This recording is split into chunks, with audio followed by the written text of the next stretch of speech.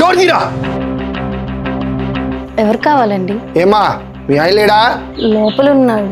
ఇంతకీ ఏమైంది? 15,000 అప్పుకో తీసుకుని 6 రోజులు ఇస్తా అన్నాడు. ఇప్పటికీ ఫోన్లు ఇచ్చేయట్లేదు. ఇప్పటికీ 4 నెలలు అవుతుంది, ఇంతవరకు ఇవ్వలేదు. ఫోన్లు ఎత్తాడు, అందుకే డైరెక్ట్గా ఇంటికి వచ్చా. ఏమన్నా డబ్బులు? అన్న అన్న ఒక్క 10 రోజులు అన్న, నీ డబ్బులు నీకు ఇచ్చేస్తా, ప్రామిస్ అన్న. ఇంటి దగ్గర గొడవ చేయకన్నా ప్లీజ్ అన్న.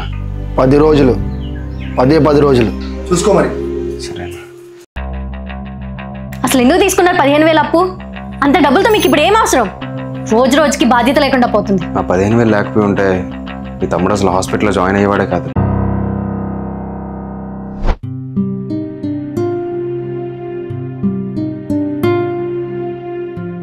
ఏమైందండి అంత టెన్షన్ పడుతున్నావు?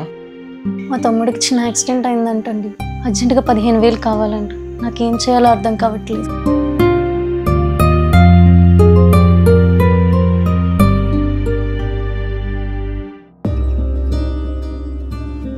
అన్నా నేను రోషన్ని. ఒక్క 15,000 అప్పుగా కావాలన్నా. వారం రోజులు తిరిగి ఇచ్చేస్తా, కొంచెం చూడన్నా. థ్యాంక్స్ అన్నా, థ్యాంక్ యూ సో మచ్.